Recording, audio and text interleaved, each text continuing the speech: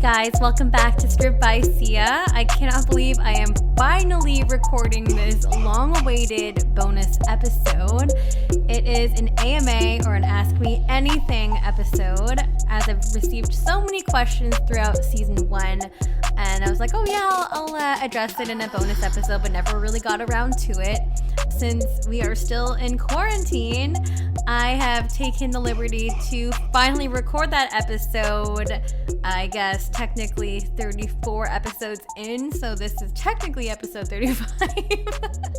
So I really apologize for the long wait, but there were a lot of questions that flooded in, so I had to kind of conceptualize and really kind of break it down into sections because it's quite long. So I'm gonna do my best. I don't want to be talking on for an hour, but I think it will probably be an hour or so because there's just a lot of ground to cover. So thank you so much for all of your questions and just your overall curiosity, I want to say, in terms of providing me with the fuel for this entire episode. So hopefully you guys enjoy it. But yeah, I guess I'll kind of get started. This is super weird, but yeah. I guess we'll start. So again, my name is Steph Sia, Kimchi. I go by a bunch of different names. I realized I didn't even introduce myself earlier in the intro of the episode. But I'm a few things. So I'm a bit of a workaholic. I was a workaholic. I am now unemployed thanks to COVID-19. I used to work corporate life, so I used to work in an office, but then got laid off because of COVID-19. I used to also serve at a hotel, restaurant, and lounge in downtown Vancouver. I used to be a pole dance instructor. Again, also not practicing that or teaching at the moment just because I don't have a pole in my house. I don't have access to any studios. No studios are open and whatnot. So I'm greatly suffering because of that. And because I don't have a pole and because nothing is open, I am also no longer able to perform because I'm also an exotic dancer.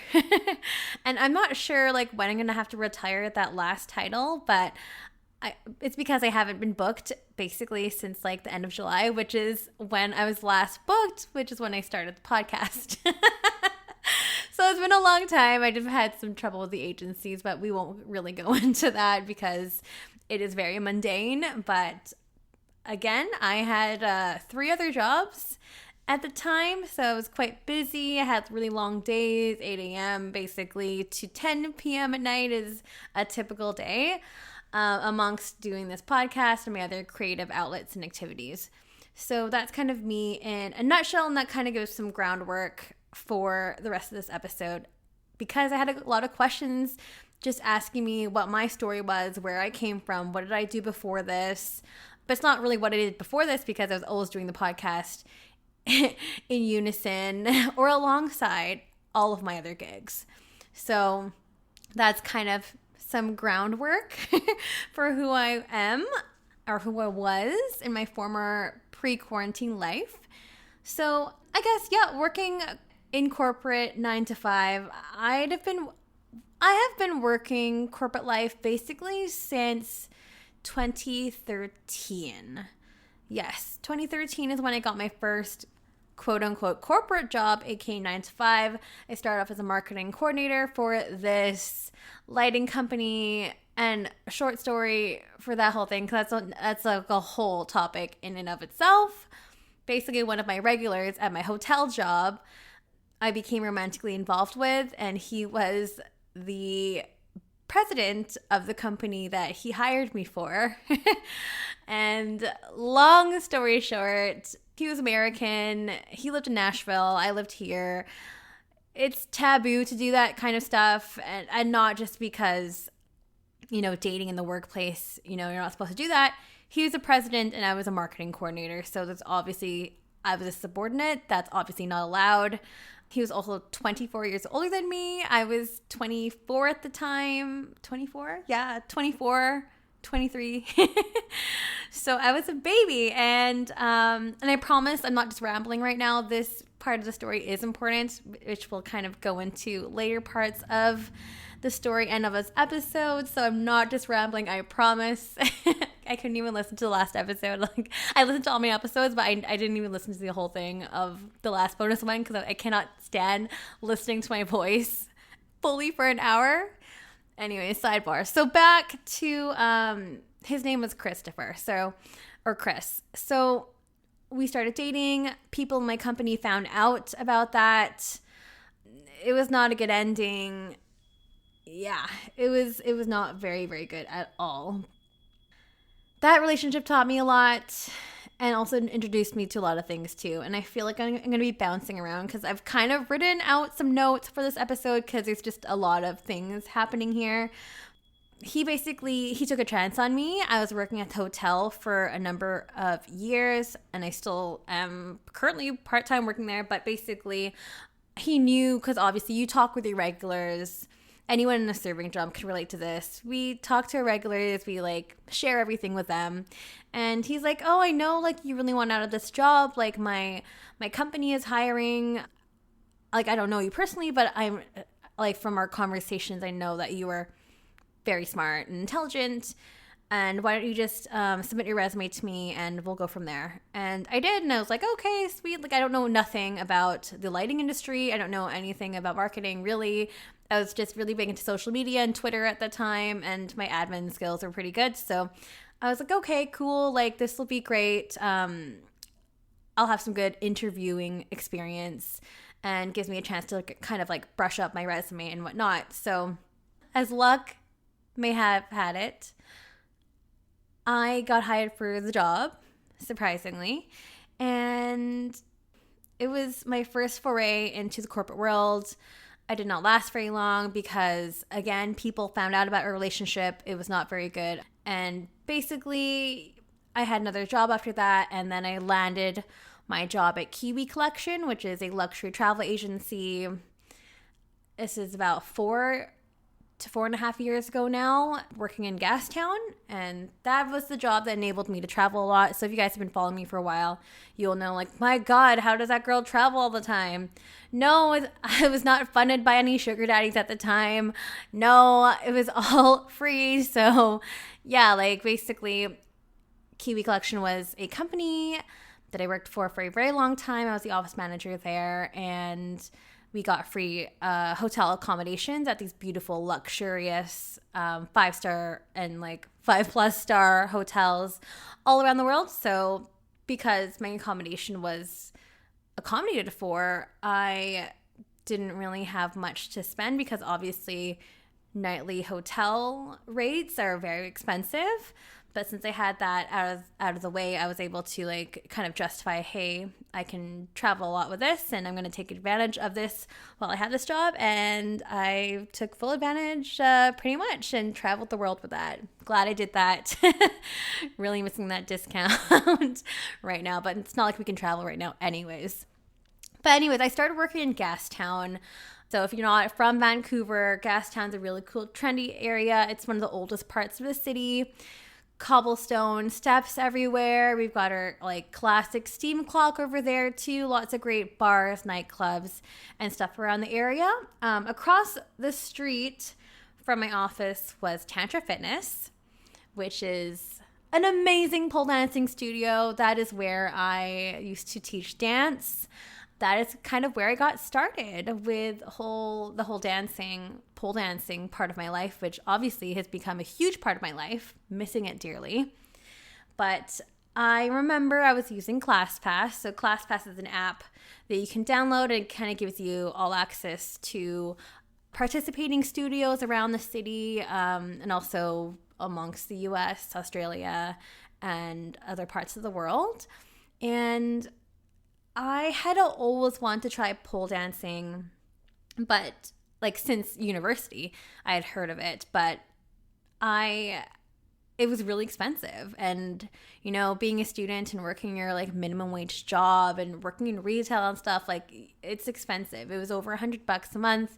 And to me, like even with the student discount, it wasn't enough to justify it at all. So, and plus I was like living in Burnaby at my parents' place and whatnot, and then also Coquitlam and then Richmond. But anyways, it just didn't make sense for me at the time, but I was like, ooh, yay, it's on ClassPass. I finally get to try this out. I'm super stoked about it. And I remember signing up for an Erotica 1. It was labeled Erotica 1. So I thought it was, okay, 1 equals beginner, must be. And I was able to sign up for the class. They didn't have any prerequisites. It was a lunchtime class.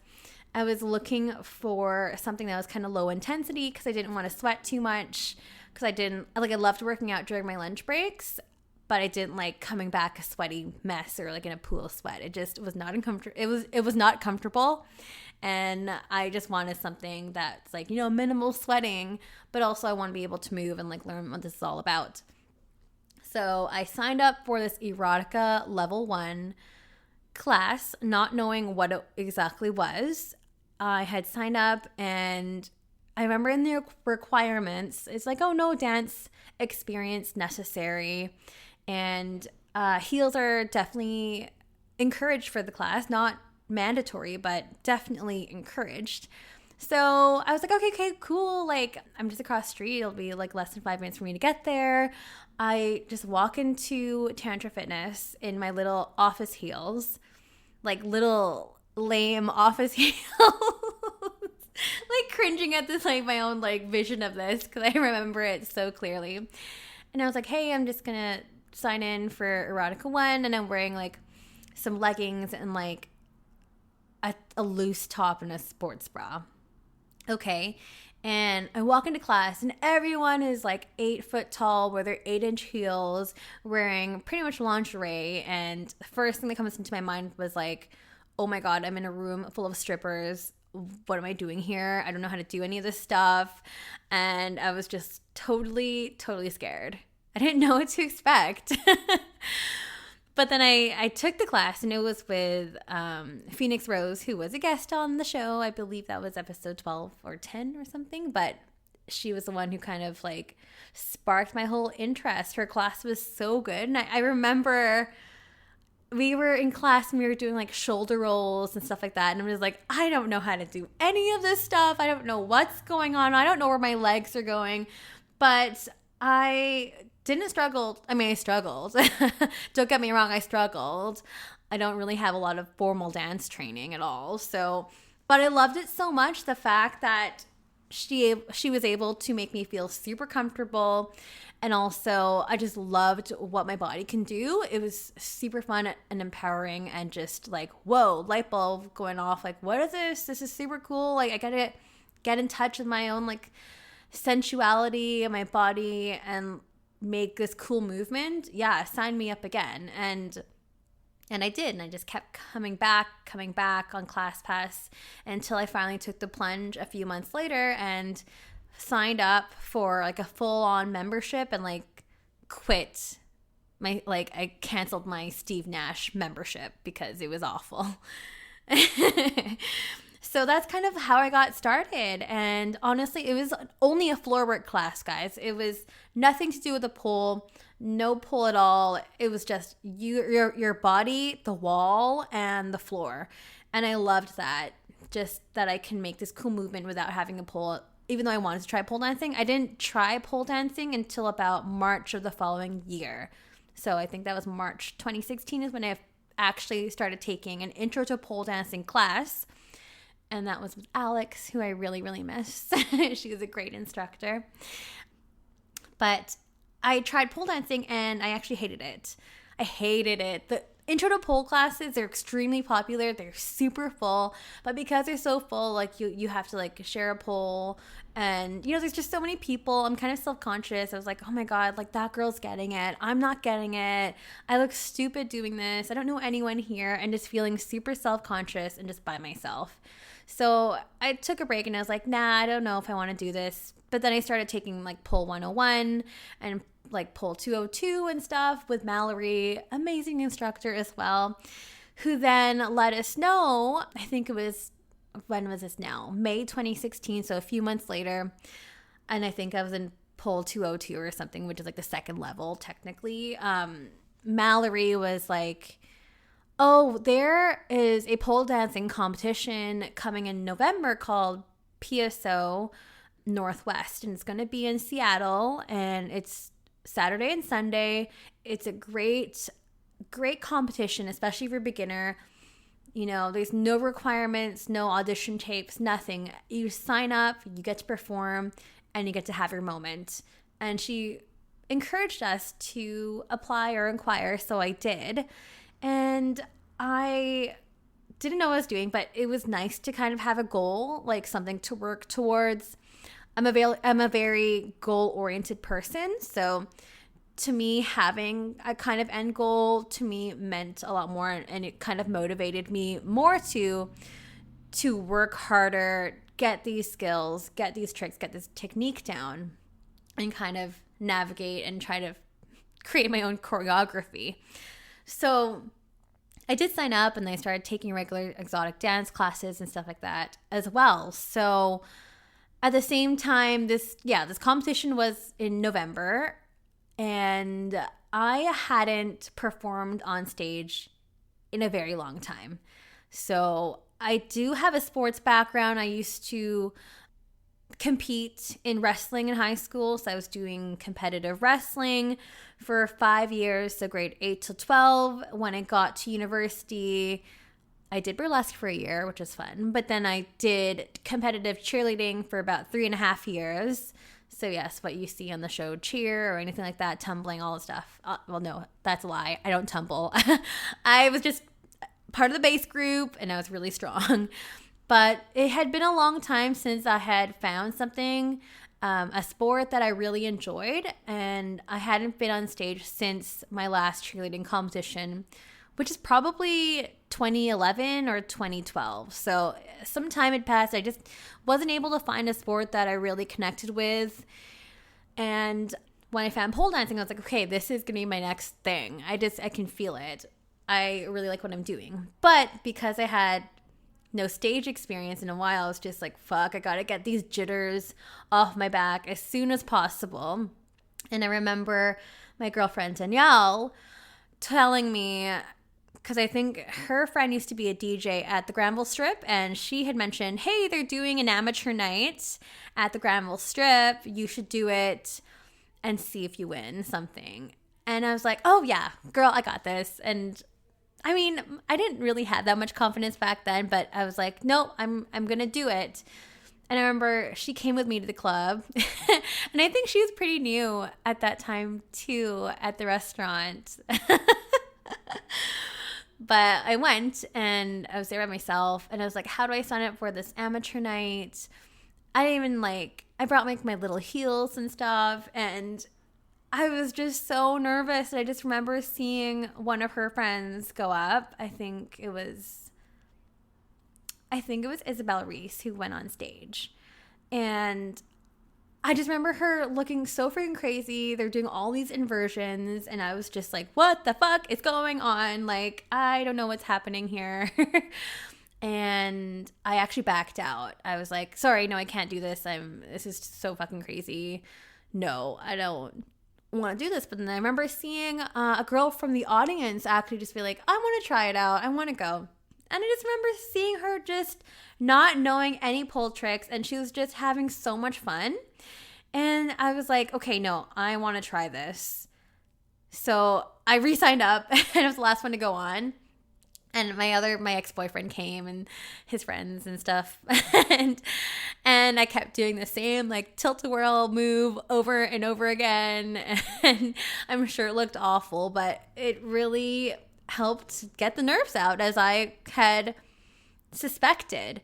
So with that, I was like, okay, are there any other amateur nights out there? And I remember hearing about amateur night at the Penthouse, and Samantha Mack will remember me for this, because didn't you do 100 of these? I'm like, yes, I did almost every single amateur night until I won one. So I think I did that for almost a year, because I loved being on stage. I loved dancing. I loved performing in front of a crowd, and I loved being naked. I found out this new exhibition. Well, it's not new. I feel like I've always been an exhibitionist, but that's another story for another day.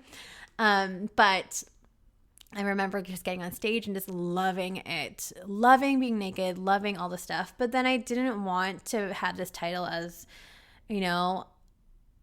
I'm a stripper because at the time the agency kept like offering me a job, and I was like, no sorry, I don't want to take that leap. I'm working in corporate, I have a job, I can't travel out for work and stuff, I just can't, sorry. So for me, my little bubble and my little world, it would be that once a month, last Thursday of every month at the Penthouse would be amateur night, and that would be my night to have fun and strip. And then it wasn't until Brandy's had their amateur night, and this was August a couple years ago, and I didn't know they had an amateur night, but my girlfriend Asia, who's on episode 2, told me about it. And I was eating ramen with my friend. She's like, oh, there's like a amateur night at Brandy's tonight. And I was like, wait, what the fuck? Are you serious? And like, Brandy's, I loved that club. So much fun. And I was like, oh my God, I have to do this. So I signed up, did the competition, won the competition at Brandy's, and I talked with the old agent at the time, and he's like, you have to work with us.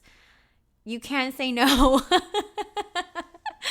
And then it was like, okay, I'll work with you guys, but I only want to work downtown. I only want to work at, Penthouse or number 5 or Brandy's, and that's it. I'm not going to Surrey. I'm not going to Fort St. John. I'm not going to Prince George. I'm not going anywhere. I can't. And he's just like, okay. And I was like, okay. So that's kind of how I got started into stripping. And yeah, I've had a few really good weeks, and I say a few because it's very, very rare for when I strip. But when I do, I put on a fucking good show. So that's kind of how I got started, and it's not a stereotypical way of getting started in terms of the stripping world in British Columbia, but that's just my own really lucky, unique kind of story in terms of how I got started, because a lot of people ask me, and I have explained the story a couple times on the show, but that is like the full-on detail on how I got started with stripping. And I bring up the last time I was booked at the club. So I was booked at the Penthouse, and this was when? The last week of July or the beginning of August of last year, 2019. And I remember a client mentioning, hey, like, stripper culture is really freaking cool. Like, all of you guys have tons of followers and like such a huge, fan base and whatnot. And I was like, what? Tell me more about this. Like, what do you mean by that? And he just mentioned it's cool. Like, you guys all have very, very different stories. You guys all come from somewhere. You guys all have a story to share. And this is when it kind of sparked my mind, like, I need to start a podcast on this. And this is at the time where I was like really wanting to make this happen. It was on my list of goals that I wanted to reach last year in 2019. I had a couple other ideas and concepts for podcasts. I had an idea before that I wanted to do a podcast with 2 of my girlfriends, and we're all in very, very different industries. One's an actor, one's another actor as well too, actually. We're all working in the restaurant industry at the time, and I was stripping, and we're like, oh, it'd be so cool if we had like our chats and whatnot, and that would be a cool idea. But I was like, okay, well, how many more podcasts do we need of like girls bitching about things and about like telling us about their lives? It's just mundane. It's an idea that's already been done and keeps being done over and over again. And I was like, I don't really need to contribute to another huge pool of that. Nothing wrong with that. I listen to a lot of great, all girl female podcasts that do that, but I just, with our schedules, it would have just been impossible. And then another idea that I want to do, because if you have been following me, you'll know that I'm a huge food and wine and like cocktail nerd. Pretty much, I'm obsessed with anything to do with food, and I want to do a podcast on restaurateurs in our city, different foods and different food trends and whatnot, because I do have a lot of friends in the industry, and of course, being in the hospitality industry, I obviously have a lot of connections. But then I had soon found out that idea already was taken in my own town of Vancouver by the name of Track and Food Podcast, which I love that podcast. I'm a huge fan. So I was like, I'm not going to try and compete with that. I'm just going to let them do their thing. And they're doing such a great job. And I was like, nope, that's not going to work. So when this idea came out, with the whole stripper podcast, I thought this would be really interesting. And I really wanted it to mimic, or not mimic, but like I really wanted it to be well done. I am a huge podcast nerd. I've been listening to podcasts a lot, I would say more heavily in 2018 and 2019. So I guess I'm kind of late to the game, but I think it's a great outlet. It's a really good channel and a really great way and a really cool medium that you can learn so many cool things on. So for me, because I started listening to podcasts mainly for companionship for when I did a lot of those trips, traveling around the world solo, when you know you're on the plane or something, or if you're on a long bus ride, you just kind of want to listen to something. But for me, I don't like dead time at all, so I want to always constantly be learning. So that's why I started listening to it. And also, when I was hating my office job in 2019, all I would do is want to drown people out. I didn't want to talk to anyone. I was super antisocial and depressed at work, that all I would do would be to listen to podcasts all day, like literally for my entire 8-hour shift.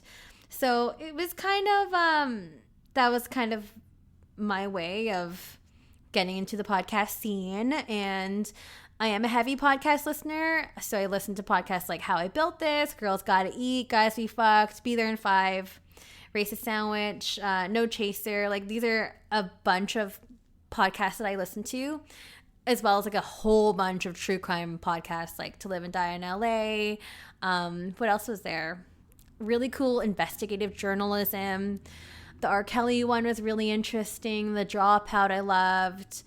The one about Anna Delvey. There's a new Cutthroat Inc. that I listened to as well. There's like a whole bunch. And I just listen and binge and binge and binge. And I just love podcasts. And so when I was starting mine, I was like, okay, well, I listened to enough. I know exactly what I want it to sound like. I know kind of what the structure is going to be and what I want to do. So I kind of modeled it after all of my favorite podcasts and took my favorite features out of those and made my own. And yeah, it was just, I had that idea at the end of July / beginning of August, and then I launched it in September. So during that time, because I have been getting a lot of questions on how to start a podcast and whatnot, I just thought I'd kind of do a quick shimmy over the process of it. So I had this idea. It was a niche idea. It was unique. And I want to say unique in a sense because, yes, there are a lot of dancer podcasts out there, but they all have different angles. And the ones that I have listened to, it's a lot of like the hustle and tips and how to become a better hustler and whatnot in that kind of aspect, or just like really candid stories about times at the club, or like sound bites, which I think is super cool, and or just like chit-chatting and kind of like office banter, but for strippers. For me, I really want it to be informative. I really wanted people to learn, and I really want to have the whole educative aspect to be on the forefront.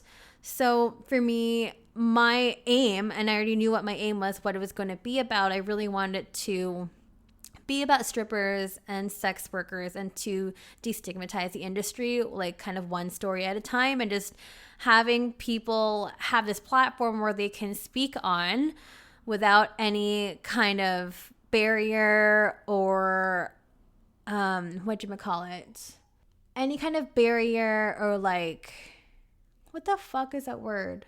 Or censorship. I just wanted them to be free to tell their story in their own words. So it was very, very, very focused. And I knew, like, with the cover art, I knew exactly what I wanted. I had a photographer work with me on this photo. I remember falling in love with this photo. Yes, it is my butt and my legs on the cover of Strip by Sia. That's me. And I knew with the name as well, I really wanted it to be on point with my own branding with the rest of my other projects. So Sia is my last name. It's my last name. It's not my first name, guys.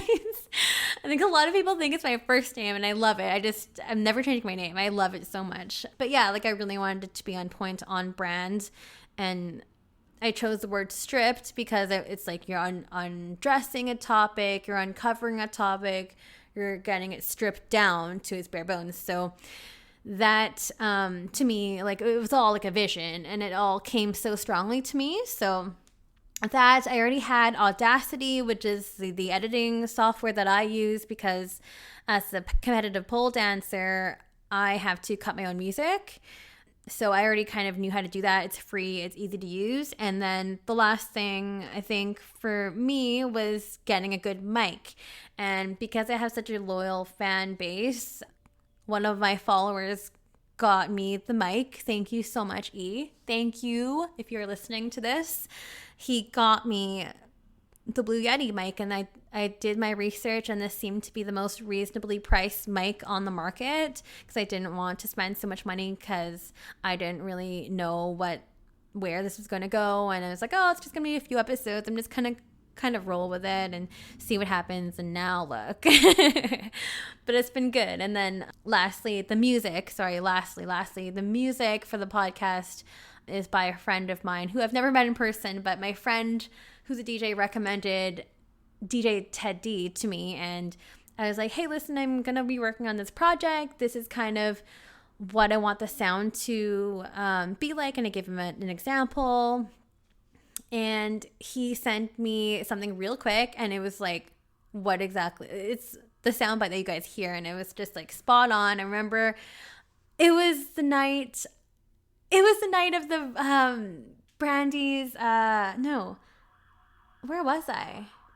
I was dancing somewhere, and I remember hearing the soundbite for the music of the show, and I was like, this is exactly what I fucking want. It's spot on. I was just like dancing, and I have gotten a lot of comments on that, so get at Ted D. He's an amazing composer and producer, and yeah, that's pretty much how it got started. And basically after that, finding a podcast host.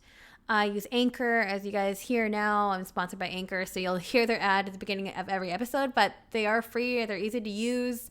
Get a bunch of distribution with them too, which is super easy. And it made it really, really, really simple. So that's pretty much how I got started, guys. It was pretty easy, like with all those steps. But yeah, just have a focused idea, know exactly what you want to do, know your niche. And yeah, just make sure you add value to whatever it is that you do in terms of a podcast. I put a lot of thought into mine, so I don't know. I'm really proud of it and really passionate about it, and I would say that it kind of shows, because I'm really surprised that it's gotten me this far and it's reached all parts of the world, which I find to be really fascinating. So thank you. The other half of this episode is all going to go into sugaring, since that was a really, really, really big topic, and there was a bunch of questions that came in regards to sugaring. And gosh, I don't even know where to begin. Oh, it seems like such a long time ago, but also still very current. So I guess I'll just kind of dive into it. Yeah, I'm going to be fully transparent about everything. But yeah, it basically got started in sugaring around 2013 to 2014-ish. So this is when Chris, my ex, the one that was like double my age, and he worked at that lighting company, he was the president, blah, blah, blah. And basically he got fired from the job because people at my office, they found out about us dating and stuff. And long story short, yeah, he got fired, and that was how he broke up. He basically just told me, I won't be coming to Vancouver anymore. This is the last time you're going to see me. And that was that. We didn't address our relationship. We didn't address anything. I was just like, why? I was super confused and devastated, because I had basically quit my job for this guy. I had broken up with an amazing boyfriend at the time too, to be with him. I moved out of that house to be with this guy too, even though he lived in Nashville. I'd had found my own place. Just a lot of shit happened, and I was trying to get over that breakup, and I had to move in with a friend. Thank you, Jessica, who was there for me the one time I ever had a roommate. She was like, oh, why don't you try sugaring? And I was like, what's that? And she was like, oh, like my other friend does it. You should try it. I know you like older guys. you should try this. You can get paid to go on dates with older dudes, and they can buy you things. They give you an allowance and blah, blah, blah. And she told me about seeking arrangement. She wasn't doing it. It wasn't her thing. But she told me, introduced me to the idea of it. And I was like, oh, this sounds amazing. And this is the time where Tinder was really blowing up too. And I was like going on a lot of dates to try to get my confidence level back up, to receive some sort of validation from men. All the things, all the dumb things that you do when you're in your 20s, right? So... But I looked into it, I signed up and created a profile, and then all the messages started coming in. I got the ego boost I needed, and I started going on dates, like literally every single day. I remember it was April of 2014. April of 2014, I did not spend anything on groceries at all. I went out every single night for dinner, sometimes like twice on the weekends and stuff too, and it was wild. I was like, what is this life? Like, I'm getting paid to do this. This is awesome. Like, I wish I had started earlier, all this stuff. So it was a brand new world to me, and I was super intrigued. And also, I was kind of experimenting as well, because I was like, well, I know what the site's about, and I know people want to sleep with me. I don't really want to do that. So my challenge was to try to whip as many guys. Oh God, it sounds so evil.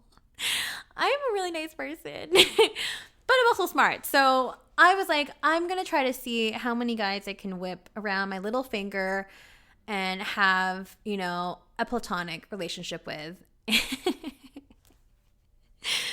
Because I learned very quickly that there are a lot of people that just want to sleep with you and don't want to pay you anything on the site. That's what they don't tell you when they sign up. So to me, it was a challenge, like for myself, again, goal oriented, that I was like, okay, like I know that there are a lot of different guys on the site. And at the same time, this is a long time ago, I had a blog. I've been blogging for a long time, but I had a blog dedicated to my trials and tribulations when sugaring. I wish that blog was still live. I would read it. It was called Rain City Chasing.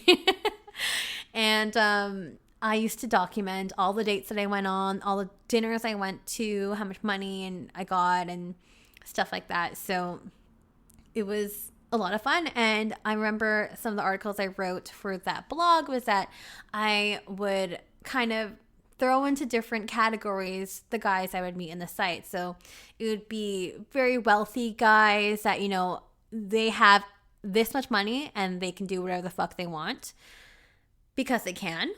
And then I also have old guys, and most of these guys were like late 40s, early 50s. And a lot of them are either, yes, as I said, they just have so much money, they don't know what to do with it kind of thing. Another category would be like, they have a lot of money, but they don't have time. So a lot of lawyers, a lot of doctors, physiotherapists, physicians, and stuff like that. Yeah, lots of lawyers. Holy crap. Would be in that category. And then there was also categories that were more so, they were looking for companionship. And I felt that a lot. Like, I feel like it's a lot of career-oriented individuals who have just spent all their life building their career, and that's why they're super loaded and have a lot of money. But they don't have a connection with anybody. They're wanting some kind of companionship. They're really lonely. So that was another kind of category I had found in that website as well. And then lastly, people that want a relationship. And then lastly, a lot of fake people and like what we used to call back in the day salt daddies and scammers and fake people. So those are the kind of categories that I had discovered during my time in the sugar bowl. That's what we used to call it, the sugar bowl. And I love that. Who invented that? But it was really, really interesting and a lot of fun. And I had a lot of great sugar daddies during those days. Have so many great stories. I would love to tell you all of them. The amount of money I made. It was awesome. It was such a great time. And I would definitely repeat that again if I were to start my life all over again. Just be less stupid, because there's a lot of danger in that as well. So Well, in terms of dangerous, just like precautions, because as I said, there are fake people. There are a lot of people that don't want to pay money for you, for your service, for anything. And they exist. They exist, guys. And there's a lot of filtering to do on the website. People just think, oh, I'm going to sign up for a seeking arrangement. I'm just going to land a sugar daddy. And it's very naive to think about or think that it's going to happen like that. It's not. It's a lot of going through messages, going through all these copy and paste messages that these guys will send you. There's a lot of fake things. You know, if it sounds too good to be true, it probably is too good to be true because it's probably fake and the guy's lying to you. There are a lot of sincere people out there too that will be very upfront, which, you know, if you're new to the site, maybe it's a bit like alarming to talk in such transactional terms, but that's honestly the best way is to have kind of clear communication when you're negotiating your salary. But yeah, but there's also a lot of nourishing as well. And I kind of mentioned this in my last bonus episode too, sort of nourishing those relationships and really maintaining it because it is a relationship. It is an arrangement and you want to treat it as so. And sometimes people are just so into their hustle and so into just getting the money, you know? I get it. It's sex work and it's work, but things and money just does not fall on trees. No, what's the saying? Money does not grow on trees. So it's not going to be easy. I have had some easy ones on there, but they are a dime and a dozen. So it can be kind of rare. So you just kind of have to be patient if you really want to find something that's long lasting. Back in 2014, it was a lot different than what it is like today. The last time I logged in was in January, was when I was traveling in Europe, because I was like, for shits and giggles, I'm going to log on and see what the sugar daddy scene's like in Europe. Who wants a 30-year-old sugar baby? Because that's me. I'm 30. But back then, 2014, what was I? 25. It was 6 years ago. Yeah, I was like 20, just turned 25. And even then, that's still kind of like, quote unquote, old to be in the sugar bowl. Because everyone's like in college. Like I remember like seeking arrangement having a campaign on, you know, if you have a .edu email address, we'll give you a premium account and stuff like that. So they're definitely aiming for girls that are super young, but there's always something out there for everyone. So what I'm saying is that even if you're 30, there's going to be someone that wants someone that's like 30 years old, because sometimes these girls are way too young for them. Quote, that's a direct quote from a number of sugar daddies I've spoken to lately. But anyways, it's very different. And also I was really different at 25 too. Like, wow, huge difference in terms of maturity level and how naive I was and how stupid I was, and just seeing dollar signs and having that being a motivator so much and almost like blinding me, because I would want the money so bad sometimes, but then it just wouldn't be a good outcome. You know, people would be like, oh, can you do this for this? And I'm just really at that time trying to kind of outweigh the pros and the cons to be like, okay, is this actually worth it? And then if I pose myself to the same kind of question, the answer now would be straight up, fuck that. Because now I know my value. And now I have confidence in myself. And I know what I'm worth. As opposed to my 25-year-old self when I started seeking arrangement. I didn't know how really that site operated that much. And I made a lot of mistakes in the beginning. Just a lot of it like being a waste of time and sleeping with people practically for free. Having people sleep with me practically for free, and that really not being good for me at all. So there is good and bad, and oftentimes it is glamorized a lot. I was also in this stupid reality show. I get called stupid now because I'm not bound by any contract anymore, but I was on a stupid reality show, and if you're in Vancouver, you probably would have seen it. If you're in the sugar Sugar World, you would have been exposed to it. It was called Sponsored Divas. It's really stupid. I'm so bitter. Sponsored Divas, and it was a reality show trailer that's centered around a few of us sugar babies, quote unquote sugar babies. But I want to say that I was like the only real one on the show. Everyone else was kind of fake, but that's just me. And it was a good concept, but I was friends with the producer, one of the producers, and I just thought it would be taken in a way where it could have been educative, and it just wasn't. It was just creative because it was buzzworthy, it was trendy at the time, it'll attract a lot of hits on YouTube and stuff, and unfortunately, it just didn't really go anywhere, and the message was lost. There was a lot of stuff that we had said in the video that didn't really make the final cut, and it just made us look like stupid hoes. So I really didn't like it for the aspect, but I had a lot of people reaching out to me via Instagram and Facebook and stuff just to ask me on their help and how to get started with their profile. So at least I was able to reach out to those people, but to a lot of Vancouver and whoever watched that, if you look at the comments, they're just like, wow, these are dumbass hoes. Like, they don't have any brain. They just want to suck like some old dry wrinkly balls and stuff and make $1,000. And what the fuck is wrong with that? But anyways, another topic for another time. But the show glamorized the sugar world and sugaring and making it look super easy when it's work, and a lot of people forget that. So it's just like with anything, you have to do it properly. So I guess some tips, some people were asking me tips on how to get started. I use Seeking Arrangement. There are other websites too, but for me, Seeking Arrangement was the one that worked best for me, and even recently in January still has worked well for me. Just writing a strong profile, having some nice strong pictures, something that shows your full body, your face if you want, in your private photos, having some kind of incentive there, outlining exactly what it is you want. It just kind of helps filter out those people that will, try and waste your time or try to negotiate with you for something lower. Safety and precautions, as I said earlier, just having your head screwed on and not being naive at the whole thing is really key.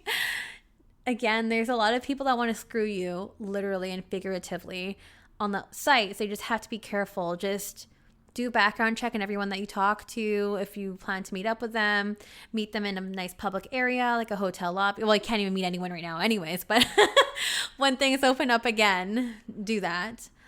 Have some kind of encrypted software where you can chat with them. I like to use Telegraph or Kik. Those are my preferred methods of communicating, at least, because it's protected and encrypted. And just being smart when you're negotiating your arrangement, just being sure in knowing what your value is, what you're valued at, and what it is that you want. I feel like a lot of girls will get on the site and will be like, okay, I want a pair of Louboutins and I want like classic Chanel bag and whatnot.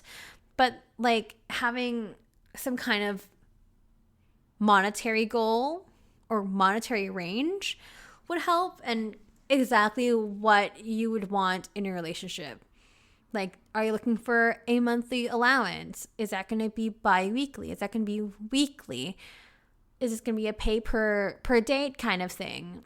Really think about it in those business-minded terms, and I feel like you will be a lot more successful instead of having it to be super general and like, oh, I want this. Well, when do you want this? How will I get that? What will I get in return? Ask yourself those questions. It's really, really, really important. And I kind of mentioned this in the last podcast episode too.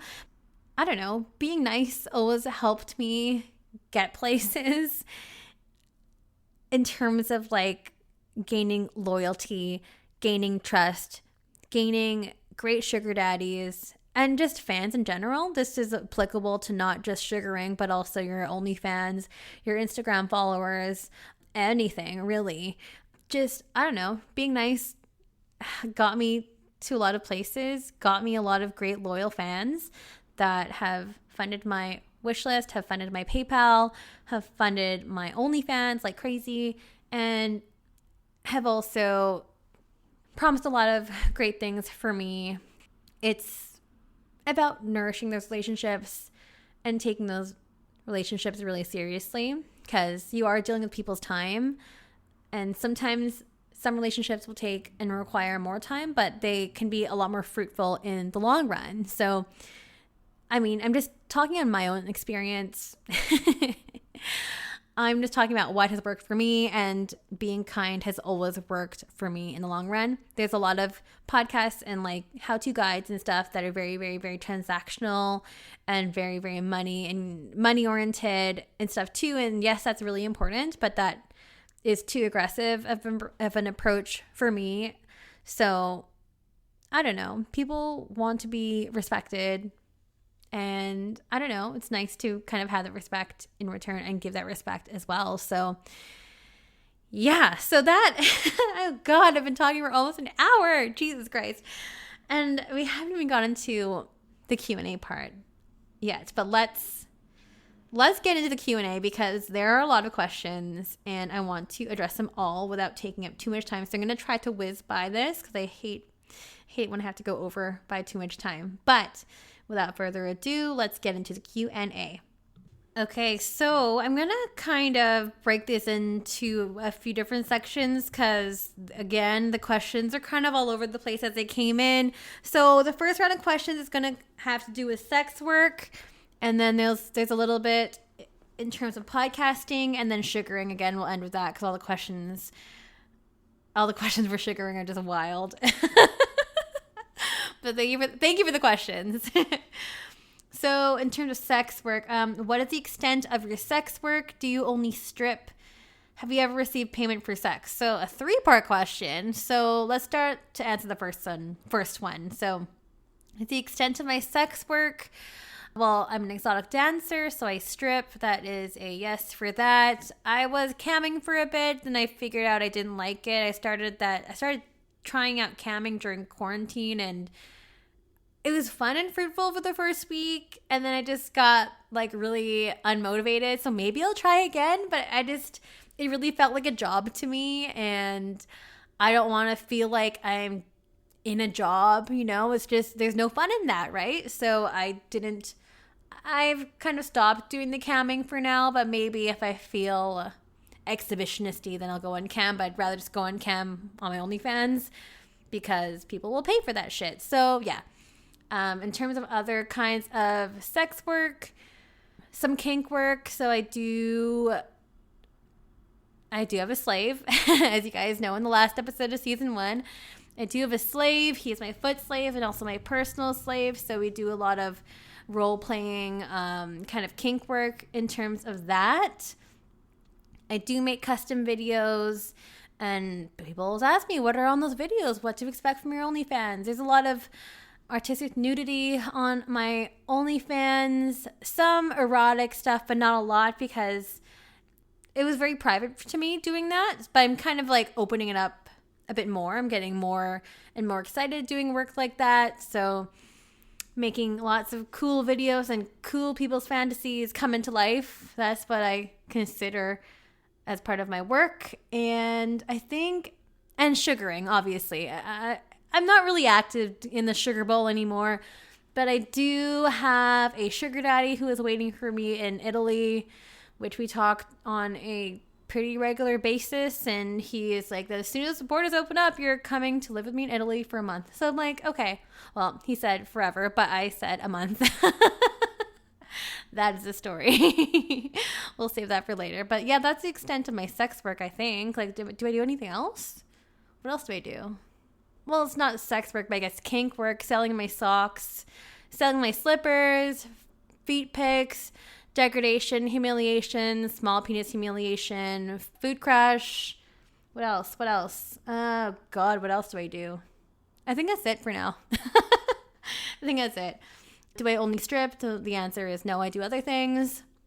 And have you received payment for sex? Yes, I have. So, yeah. That's, I don't know, fun. What's wrong with getting paid for having sex? Something I love to do. Anyways, could you go into more detail about the many things you do with your foot slave? Does it ever get sexual? So two-part question. Yeah, the many things that we do. He likes to film and make videos. He has a lot of videos. We've made quite a few videos as well. So he likes to be lying on his back and having feet in his face, on his face. He likes being stomped. He likes being trampled or walked on. He likes having weight on his body. So I do a lot of that kind of stuff. I make him lick my shoes, clean my feet, make him paint my toes. Again, feeding him food that has been stuck in my shoe all day, or like stepping on food and then making him eat it. Foot rubs. What else? God. Making marks on his back with my heels. I feel like a lot of this was covered in that last episode 32, I'm a slave for you. So that, I guess, is mainly the extent. A lot of like degradation and humiliation as well in terms of like language, which I think a lot of foot slaves enjoy. I've made a lot of humiliation videos, not just for my in-person foot slave, but I also have another foot slave that lives in Massachusetts who loves a lot of those humiliation kind of videos, like, you know, verbiage in terms of like, oh, I'm such a loser for liking feet. You're my foot bitch. And like, you should kiss the ground that I walk on and stuff like that. And it can get really mean too. I don't really want to go into the mean things, but I have participated in a lot of more meaner things as well, but those are very, very light and vanilla. But you can find a lot of those examples on Pornhub because I did a lot of my research on Pornhub. And the other part of that question is, does it ever get sexual? It doesn't get sexual for me because I am not turned on about this type of stuff, but it does definitely turn him on. I remember in one of the videos we made, and it's like, oh my God, do you have a boner? What the fuck? Like, my feet turn you on? Ew, you're disgusting. And he did have a boner, and I like stepped on it. And he kind of likes it. So I just feed off the energy. I think for me, it's really exciting. And I just love it when people are having fun and people are really, really enjoying themselves. And yeah, I don't know. It's a lot of fun. I find a lot of enjoyment out of it. So keep it coming. The trick to getting OnlyFans subscribers when you don't have an online sex worker account. So that part is tricky. Yeah, if you don't have an online sex worker account, it is harder or more, it will be more challenging for you to get fans. That's why I don't have a sex worker account. For me, it's just my personal account. I have other accounts for certain things and my other projects, but my personal account has the most amount of followers, has the most reach, it has the most potential. And I already have so many fans from all my other like shows that I do and stuff like that and my other ventures. So to me, it doesn't matter. To me, it doesn't really matter if you have a sex worker account unless you are deliberately wanting to separate those two worlds out. For me, everything is cohesive. And I think that's why a lot of people like who I am, because they feel like they know who I am too, and there's no separation there. What you see is what you get. But of course, I understand if you want to be anonymous, if you want to keep that veil over, keep those worlds separated, then I totally understand the need for having a separate sex worker account. But it will be a little more challenging unless you can drive traffic back to that and back to your OnlyFans and vice versa. I would definitely recommend getting on some other channels and other platforms as well. So if you're not on Twitter, get on Twitter. It's probably the most prolific place you can be where you can really express yourself. There isn't a lot of censorship on there at all. There's like full nudity and lots of fun stuff you can find on Twitter. But also getting a Reddit account. Of course, linking everything back to your Instagram or wherever. Where else am I at? I was on MyFreeCams. I'm on eBand. Where else? I just cross-promote wherever I can and however I can, basically. Maybe get some of your friends to promote you on their pages, give you a shout-out on their stories, give you a shout-out on their OnlyFans, just to kind of like help each other out. So that would be my advice for you. Best sites and ways to advertise fetish services. Gosh, yeah, I guess it kind of goes with the last answer to the last question. So again, making yourself available on many different platforms will really help you gain more reach.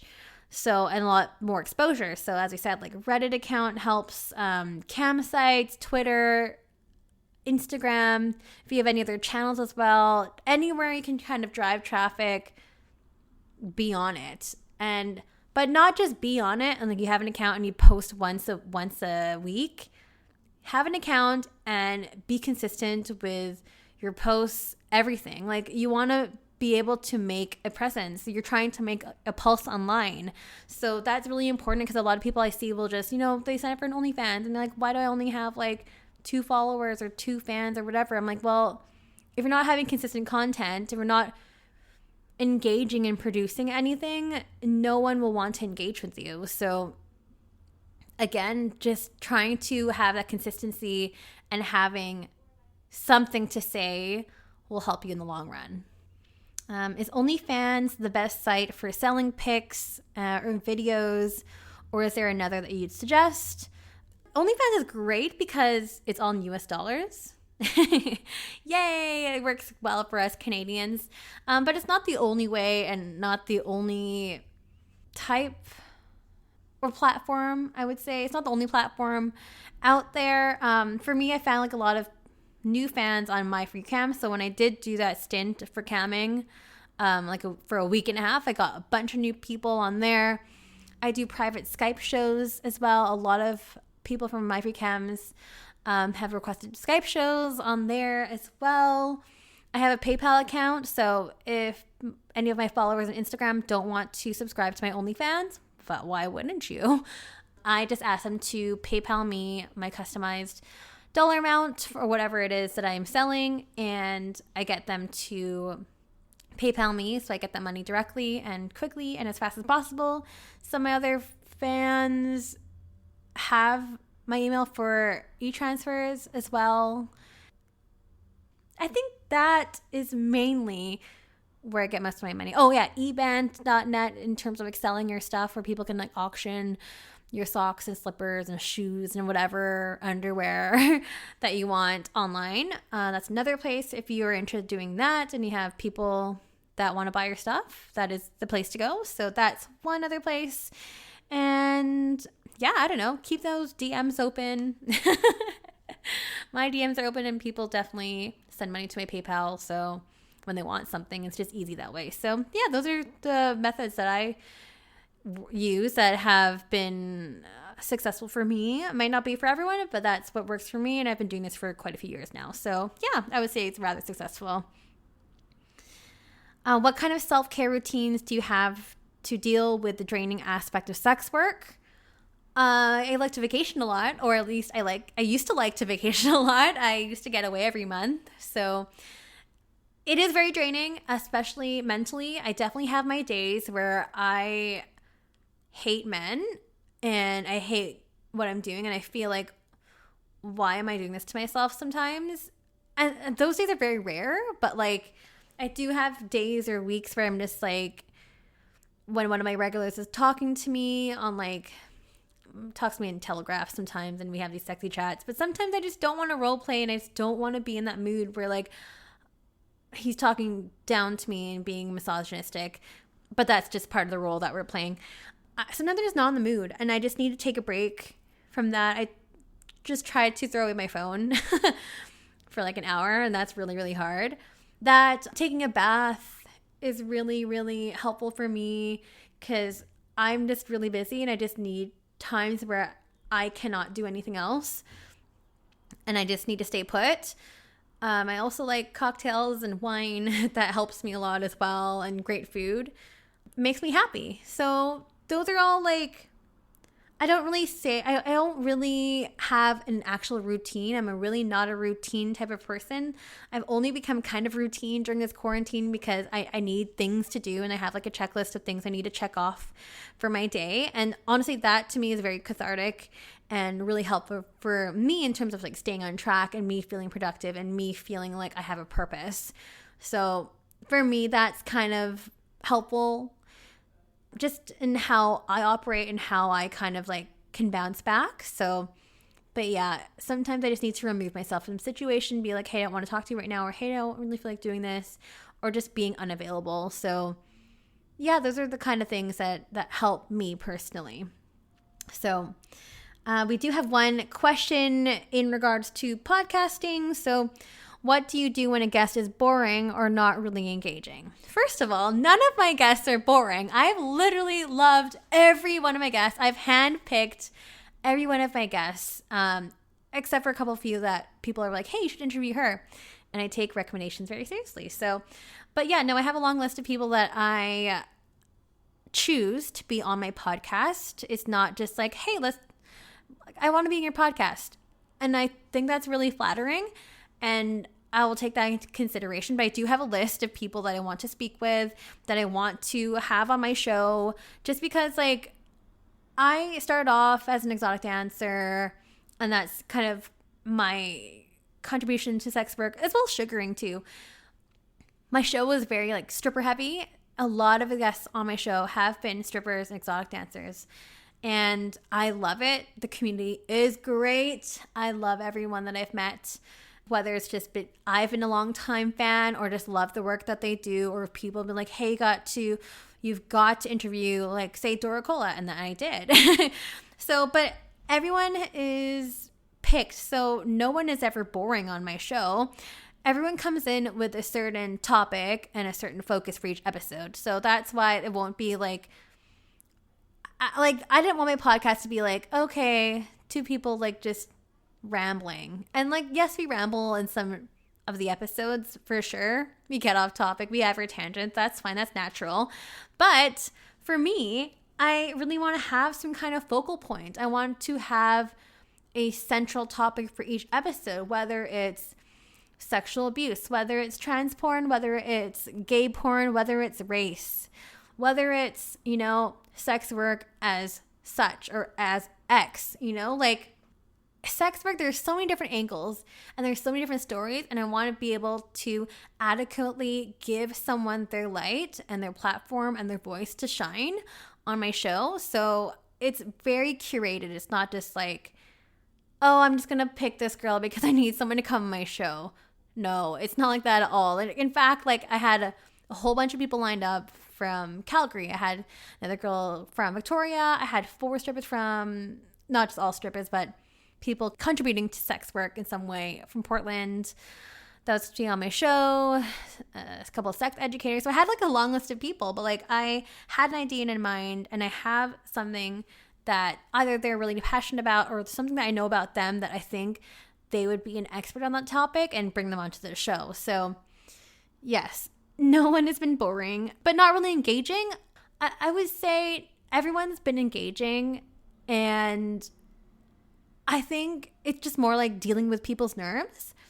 I've had a couple guests in the show that have been really nervous, but to me, it's just like a conversation. We're just having a chat. We just literally come sit in my living room at my dining table, and there's a mic, and it's my MacBook. That's my setup. It's really ghetto, but that's literally my setup.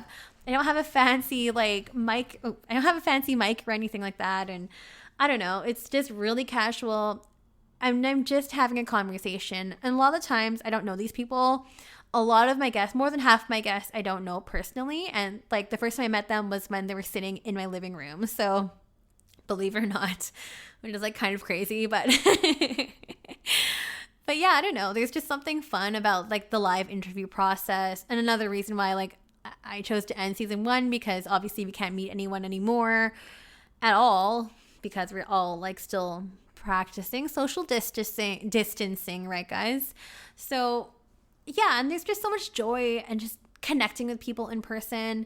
And I think I have, this sounds so lame and I don't want to toot my own horn, but I think I have a kind of gift in terms of, making people feel really comfortable and just being really nice and kind of bubbly and having that high energy that it would kind of complement anyone that is kind of more low energy or, nervous or anything like that, or who is not engaging for whatever reason. But I don't know. I took a class because I studied criminology way back in the day in my undergrad. And one of the courses for my field study was like one aspect of this course that I had to take for anyone that was going to do practicum was like an interview process, and you had to like interview people and like have questions, and you had to like learn how to empathize and all this stuff. And I thought it was like the biggest waste of time ever, but it was 4 credits, and that was a lot back in the day. And I was like, I'm just gonna do it, and I got an A, and now I'm actually using those skills in this podcast. So I think it's been like pretty useful. So yay, I'm happy about that. But yeah, that's hopefully a great answer to your question. Last bit of questions here is to do with sugaring and the sugar world and sugar babying and that whole world. So we're just going to go ahead and get into it. So what are the pros and cons of sugar daddies? Well, this is a really broad question, but pros and cons, I don't know, like whatever your arrangement is, whether it is an allowance, whether it's gifts, whether it's money, whether it's vacations, or whether it's the handbag that you've always wanted, or like the shoes that you wanted, whatever it is, you're getting something, you're getting something for your time and maybe for some services that you provide. Cons, it can be really mentally exhausting. Depending on your arrangement, you might have to be available more often than not, but again, that can be negotiated. Maybe you're not going to be attracted to your potential sugar daddy as well. Maybe they're far away. Maybe you won't be able to see them for long amounts of time because they are really busy or because they are out of the country, as a lot of mine were. But yeah, those are just some of the pros and cons. And I don't know, just exhausting in terms of filtering through all the scammy, conny people out there. Just going through all the messages, honestly, is the most exhausting part of it. And just trying to decipher who it is that you can trust. And like, I don't know, people that can really help you and really have your best interest in mind. And that doesn't happen a lot of the time. So again, just wanting to be cautious and just being really careful about who you're talking to on the site and whatnot. So yeah, those are just a few pros and cons. Very general though. How to get a sugar mama. I've had a lot of these questions from my guy friends, and I don't know the answer to that, but my bad, because I'm not sure. I don't even know if they have a seeking arrangement for sugar mamas. Maybe they do. I can't verify that. I'm not exactly sure, but there must be some kind of website. There's something for everyone out there, guys. In terms of sex work, there's always something for somebody. So maybe there, or maybe going to some hotel bar. There's a lot of cougars out there. Hotel bars are very, very, very fantastic places and venues to meet potential sugar daddies and sugar mamas. You're welcome. And airports too. That's where I met one of mine. And lounges, yes. Airport lounges or cool lounges in whatever city you're in. Best thing you have gotten from a sugar daddy without having to give any sugar? Money. Money has been great. A lot of my relationships were platonic, which were great. So I got like a lot of money out of that. I don't know.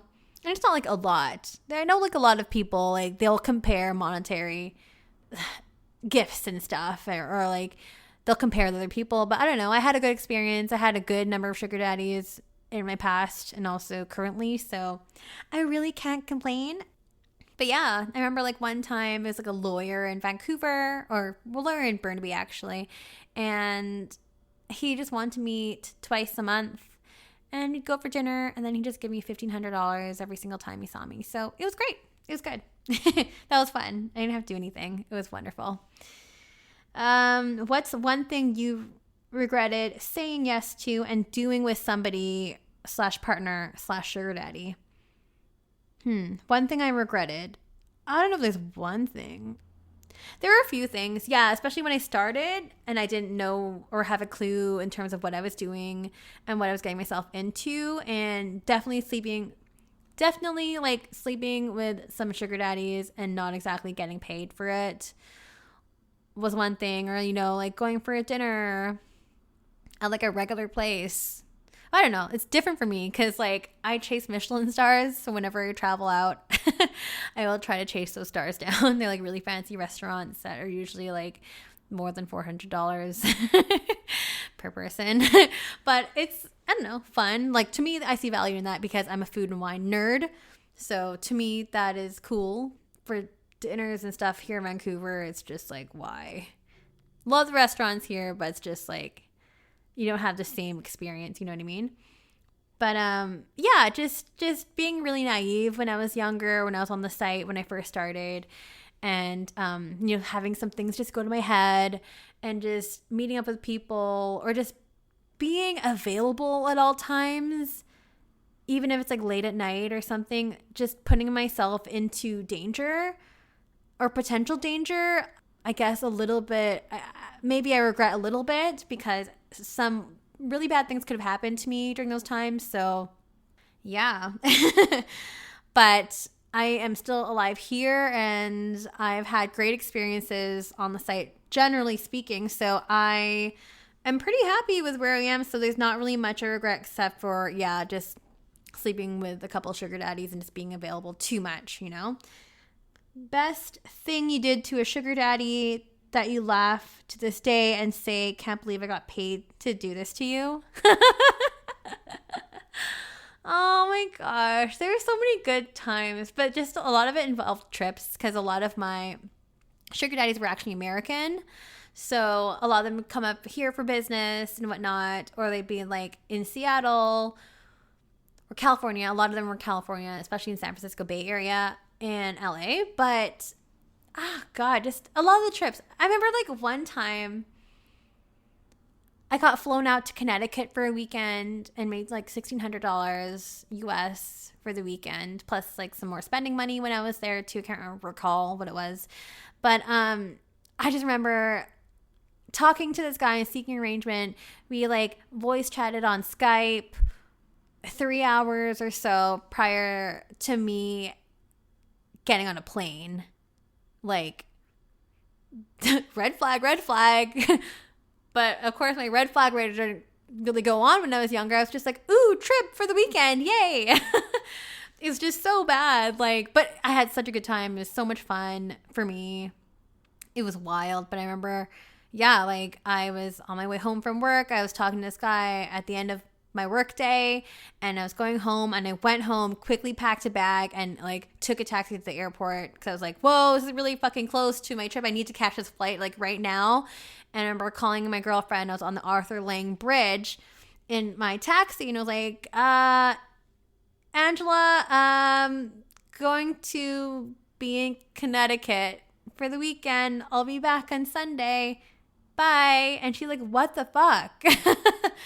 Like, I think about it now, it's just like, wow, I could have died at so many points on that trip. Like, he picked me up from Hartford International, and then it was like an hour-long drive to, what was that resort?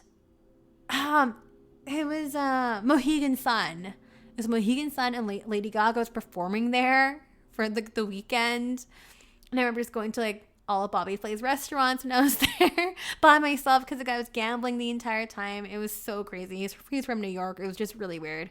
But it was fun, and I didn't have sex with him at all. I think he just maybe sucked in my tits, and I gave him a hand job, and that was it. Yeah. So that was wild. Oldest and youngest sugar daddy.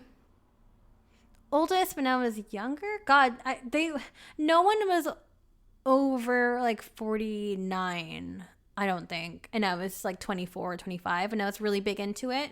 So about like double my age and plus a couple years. So, but then again, I dated a lot of older people all the time. So for me, age was nothing but a number. So yeah, youngest sugar daddy. I generally have a rule where I don't trust younger sugar daddies.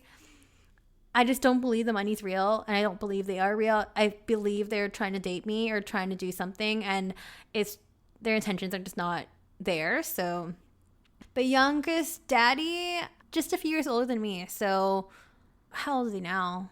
34? Yeah, turning 34 this year. So, youngest with a 3-year age gap. So, and that's been fun. Those are usually like my texting daddies where I just text him and we role play, and then he sends me money to my via e-transfer, and it's been great. Thanks. Most money you've made in one date or in one vacation? I think it was a Connecticut one. So it was like $1,600 US for like a weekend plus what was the spending money on that trip? I can't remember anymore. Maybe it was around 2,000 US. I can't remember. It was so long ago. But yeah, and then the Canadian one, yeah, I guess 1,500 for the one date. It was a dinner. It was great. And those are platonic. Nothing sexual happened except for that one in Connecticut where he like played or sucked on my tit and I gave him a hand job. But that was the extent of the sexualness of it, or the sexual nature of it. But I had a lot of vacations out of my sugar daddies, which has been great. Anything, I'm getting really thirsty. This is a lot of talking. Good God, I've been talking for almost an hour and a half. Kill me now. Gotta edit this episode down. Anything that you wish to do but haven't done yet?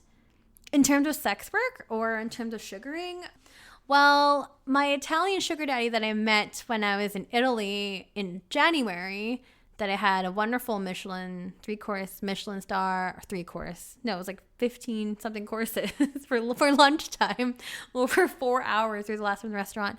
We've been in touch and he's wanting to buy me out. And I've never been in this situation before in terms of like a sugar daddy situation. So I'm just in the midst of kind of quantifying to see how much that would cost him, because I would have to rent out my place or like, you know, pay for my mortgage, pay for my bills, pay for hydro, pay for everything, internet, everything while I'm gone. So that's why I'm like, okay, well, maybe we'll try it for a month and I'll see how that is. But it's going to have to be pretty pricey. Like it's going to have to be at least like 5,000 euros at least. So I'm just not sure if I'm going to do it yet, but I am definitely wanting to, because I have not done that yet, and I would love to be back in Italy. And he has an apartment for me and everything, which I was visited last time when I was there. So yes, it's definitely on my bucket list of things to do in terms of sugaring. So in terms of other sex work, more BDSM. I did have another sugar daddy based out in San Francisco who's reached out to me, and now I'm in touch with this sub, and we've had some fun together. And I would love to do more BDSM work, and not just in a sugar relationship, but just in general. But it's just so hard to get into the community here. I would really want to go more into that niche just because it's something that's intrigued me for quite some time. But I've been in like the swinger community events before, and like parties and sex parties and stuff like that too. I just haven't had a lot of fun. It was kind of fun initially, but then there's just a lot of people that are just like really into it, and I'm not super into it, you know? Like it's just like those type of people that are just like super over enthusiastic that it almost like ruins it for me, that I'd rather just not engage with anyone and just keep to myself, and I just get really shy. So yeah, there's some things I would want to do or play around with more and stuff. And yeah, but I've done a lot. So I don't know, try everything once, right? And I guess, what do you think is the best way to get into sugaring? I guess we kind of went over this earlier, but seeking arrangements would be great. There's a lot of people on Instagram that like slide into your DMs, but like they're all fake, guys. They're all fake. I don't think I've really had any real ones in terms of sugaring. I've had a lot of good feet slaves on there, and like new fans that would want custom videos and stuff. Like those are legit, but all the sugar daddy ones have been fake so far. So yeah, seeking arrangement has been fruitful for me. A lot of people are using Tinder and stuff now too, as well as the dating apps like Bumble and Hinge or whatever you guys use nowadays. I don't use apps. They're awful. But I'm not sure if I tried it, but I was not successful. So if you have found a sugar daddy and were successful, please let me know so I can chat with you, because that would be super interesting. Just wanting to see how that works. And a couple random questions. How's quarantine life and how are you doing? Thanks for checking in, guys. I'm doing okay. I'm just keeping really busy. I'm working on a lot of projects, so kind of wrapping up this podcast, at least season 1 right now, kind of prepping and looking on ways to improve for season 2, already kind of curating a list of guests, and we'll have to reschedule all the guests I already had to schedule before pre-quarantine. But I started a YouTube channel, so that's been keeping me really busy. Sia Slurps on YouTube. I make like noodle videos and ramen reviews because I'm a nerd like that. And I'm revamping my website right now. I'm almost done, but it's just so much work. I also feel like I'm almost done, and there's like a mountain of things left for me to do. So that's that. And cooking a lot. I'm trying to keep in shape. It's really, really difficult to do that. And I'm trying to make my house a bit more hospitable and warm since I'm spending so much time at home. So yeah, but I do miss being behind the mic with a person. I don't like talking by myself, and I cannot believe that I've been talking by myself for like an hour and a half. It's like blowing my mind, and I'm sorry. This is the longest episode ever, but there was a lot of stuff to cover, and I hope it just flowed in a nice way and it wasn't too all over the place. I did write a lot of notes for this episode just to keep me on track and that I wouldn't miss anything. But yeah, that's it for my AMA. So I'm so thankful for all you guys that have listened to the show. Thank you so much, and I hope I was able to connect with you in some way and educate you on some topic that you were perhaps unfamiliar with before, and, you know, helping to destigmatize this industry one listen at a time. So thank you so much for listening to this bonus episode. I hope to connect with you guys again for season 2. I'm not sure when that will be, but when things kind of loosen up in Vancouver, I will definitely be doing more interviews for sure. I hear that the regulations in British Columbia are going to be lifted sometime this month, which is exciting. So we're just going to have to stay tuned and do our part in washing our hands and practice social distancing and whatnot. Also, announcement, forgot. I will be speaking, if you are a student at Florida State University, I will be speaking and guest lecturing in one of your classes on June 15th. It's a class on sex workers, basically, and social workers, and dealing with those kinds of clients. So dealing with this kind of work. And Alicia, who's a listener of the show, thank you so much for contacting me. And it's such an honor to be speaking to your class. It's a nice college level class with hopefully some really open-minded individuals on this topic. I'm really excited to share my knowledge and my experience with all y'all. So if you guys are attending Florida State University, come join me on June 15th. I mean, obviously you have to be signed up for the class, but I will be joining in via Zoom. And if you have any questions, let me know. So that's in a month and a half's time from now. And that is pretty much it for the episode. That's like a lot of rambling on, but hopefully if you're still listening, God, I applaud you. I hope my voice isn't too annoying for you, but thank you so much for listening. Thank you for supporting season 1 of Strip by Sia. And maybe, just maybe, there'll be more bonus episodes in the future. But stay tuned, guys, and we'll be back with season 2 at some point later this year.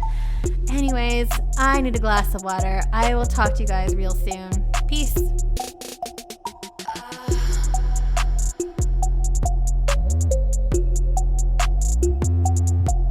You're listening to Stripped by Sia, produced and hosted by Steph